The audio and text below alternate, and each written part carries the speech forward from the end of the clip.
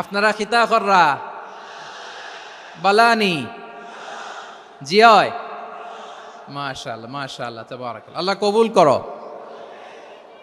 আমি এবছর বিভাগীয় পর্যায়ে প্রোগ্রামগুলোতে যাচ্ছি, প্রতিটা বিভাগে একটা করে প্রোগ্রাম। তো সেই সুবাদে সিলেটের প্রোগ্রাম এই আঞ্জুমানে খেদমতে কোরআনে আমরা উপস্থিত হয়েছি আলহামদুলিল্লাহ।